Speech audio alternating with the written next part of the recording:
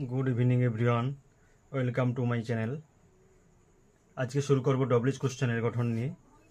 যারা इंग्लिशे दुर्बल, যারা কোশ্চেনের মানে বুঝতে পারেন না, তারা যদি কন্টিনিউ আমার এই ভিডিওগুলো দেখেন, আশা করি আপনাদের দুর্বলতা কেটে যাবে এবং আপনারা ইংলিশে অনেকটাই দক্ষ হতে পারবেন।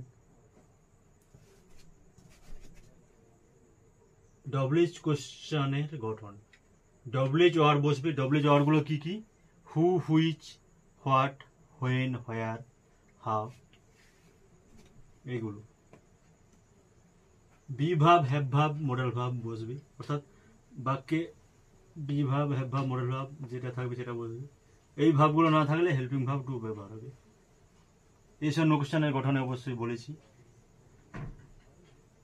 ডু ডাজ প্রেজেন্ট টেন্সে এবং পাস্ট টেন্সে ডিড ব্যবহার হয়। এবং আরেকটা জিনিস আমি বলেছি, ডিড এবং ডাজ ব্যবহার করলে আমাদের যে বাক্যে মেন যে ভাবটা থাকবে সেটা প্রেজেন্ট ফর্ম হবে। ডাজ এবং ডিড যখন বাক্যে ব্যবহার হবে কোশ্চেনের ক্ষেত্রে কিংবা নেগেটিভ সেন্টেন্সের ক্ষেত্রেও একই ব্যাপার, তখনই আমরা মেন ভাবটাকে প্রেজেন্ট ফর্ম করব। Last part of sentence question marks. উদাহরণের সাহায্যে জেনে নেব। আই রিড ইংলিশ, আমি ইংরেজি পড়ি। আমি কি পড়ি?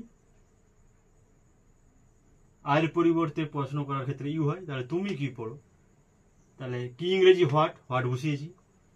প্রেজেন্ট ইনডিফিনিট টেন্স রয়েছে, বি ভাব, হ্যাভ ভাব, মডেল ভাব কিছুই নেই, তাই ইউ যেহেতু এখানে কোশ্চেনের ক্ষেত্রে ব্যবহার হয়, ইউটা হচ্ছে সেকেন্ড পারসন, অতএব এখানে ডু ব্যবহার হবে।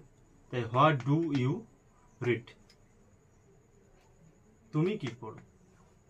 কোশ্চেন তো আর আমি নিজে নিজেই করতে পারি না, তাই অন্যজন প্রশ্ন করবে তুমি কি পড়ো, তখনই আমি বলবো আই রিড ইংলিশ। তাই আই থেকে ইউ হয় কোশ্চেনের ক্ষেত্রে, এটা মাথায় রাখতে হবে। আরেকটা কোশ্চেন করা যায়, আই রিড ইংলিশ, আমি ইংরেজি পড়ি।